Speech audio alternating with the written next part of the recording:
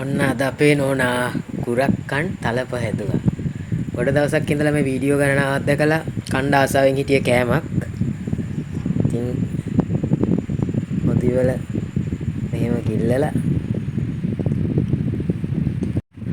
අපි ඉතින් අපිට උවමනා හොද්දක් තමයි හදාගත්තේ චිකන් හොදි සහ මෙතන තියෙනවා තව මේ කිරිකොස් හොද්ද. බලමු.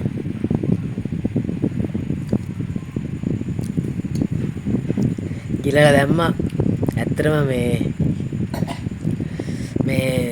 මහගෙදර ඉන්න කාලේ එකම එක පාරක් හදලා ඉල්ලගත්තා. මට ඒක සෙට්ුන්නේ නැහැ. ඒක ඇලෙනවා කටේ.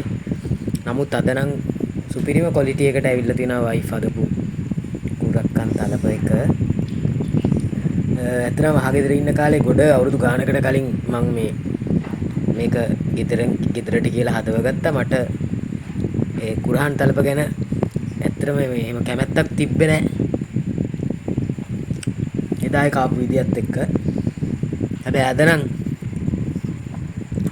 ආයි හදලා ඉල්ලන මට්ටමක් තියෙන්නේ.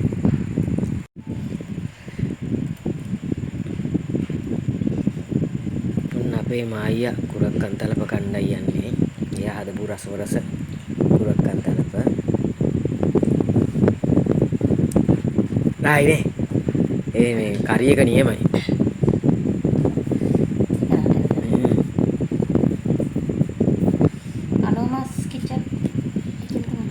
අනෝමාස් කිචන් රෙසිපිය බලලා තමයි හැදුවේ. හරියටම ආවා. ඒ කියන විදිහටම ආවා.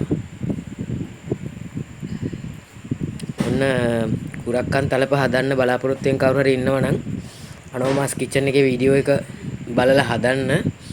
වරදින්නේ නැහැ. ඒක නියමෙටම කියන මෙෂර්මන්ට් වලට හැදුවාම හරියට. ඒ කියන ප්‍රමාණ අරගෙන හැදුවාම හරියටම හරි කියලා තමයි අපේ නෝන කියන්නේ.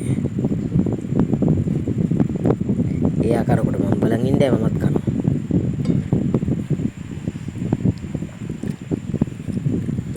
ඇත්තටම කනවා නෙමෙයි නේද තලප.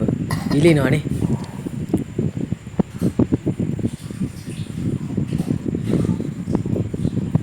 ඉවර මන්නම් කනවා. ඈ?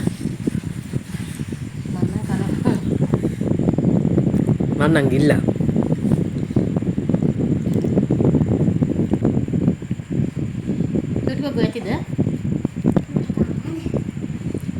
අපිට එච්චර පුරුදු නෑ මේ කුරක්කන් තලප කියන එක. කාලා මේ පළවෙනි වතාව. පළවෙනි වතාවට මේ කන්නේ. මම කාලා තියෙන ඉස්කෝලේ කාලේ මේ අර තාතාපු වලට. ඒතකොට කුරක්කන් වලින් හදන જાති හදාගෙන ඉන්න කියලා ළමෙක් හදනවා. මම ඒ ඉතින් අපි එකපාරයි දෙපාරයිනේ කාලා තියෙන්නේ. මමත් එකපාරයි. ඒ දාත් කෑවේ නෑ ඒක. මේ කටේ ඇලෙනවා මොකද්ද මේ කියලා මොකට කනවද මන් දන්නේ නෑ. මේක ඇලෙන්නේ නෑ නියමයි මේක. මේක ඇලෙන්නේ නැහැ. ඒක කටේ ඇලෙන්නේ නැහැ ඇත්තටම මේ රෙසිපිය. මේ කටට දැම්මත් කටේ ඇලෙන්නේ නැහැ නේ. කටේ ඇලෙන්නේ නැහැ. කටේ දිවේ මග රැඳුනත් ඇලෙන්නේ නැහැ. මේ අතේවත් ඇලෙන්නේ නැහැ. ඔද්ද විතරයි මේ අතේ තියෙන ඉතුරු වෙලා. ඇලෙන්නේ නැහැ. ඇලෙන්නේ නැහැ. ඇලෙන්නේ නැහැ. ඇලෙන්නේ නේ. කොහොම මේ අපෙන්න? ඇලෙන්නේ නැහැ. ඔව්. හරි පදම ආවම ඇලෙන්නේ නැහැ. අපි අහලා තියෙන කුරක්කන් තලප කටේ ඇලෙනවා කියලා. නමුත් මේක නම් ඇලෙන්නේ නැහැ ඇත්තටම. ගිලනවා කෙලින්ම. නැතකේ කොහොමද හදාගන්නේ? ඕනේ. අපි මේ චූටි ප්‍රමාණ වලින් තමයි අපි ගිලින්නේ. මොකද අපිට පුරුදු නැහැ මේ කුරක්කන් තලප අපි මේ දෙවෙනි පාර මුක්ති විඳින්නේ. පළවෙනි පාර නම් මගේ උත්සාහය නම් අසාර්ථක වුණා දැන් අවුරුදු ගානකට කලින්. සාර්ථක පළවෙනි උත්සාහය නිසා පොඩි ප්‍රමාණ වලින් තමයි අපි අරගන්නේ. අපිට ලොකු ප්‍රමාණ හැබැයි ඉතින් ඒත් ගිලෙනවනේ. ගිලෙනවා. ඒක කෑවයි කියලා ප්‍රශ්නකුත් නැහැ. මේක මේ අමුතුරස් වල එන්නේ නැහැ. පොඩි එනවා. මේක හැපුණොත් දිවට පොඩි තිත්තරහක් එනවා. ඒ තිත්තරහ උදාහරණයක් විදිහට කියනවා නම් කරවිල වල තිත්තරහෙන් 100ට එකක් වගේ ඇති. පොඩි තිත්තරහක් එන්නේ. එහෙම තිත්තරහක් එන්නේ. දරුණු තිත්තරහක් එන්නේ. ඒ හොද්දත් එක්ක වෙන්න ඇති සමහරවිට. ගොඩක් වෙලට ආනමක් හදාගන්න කියනවා.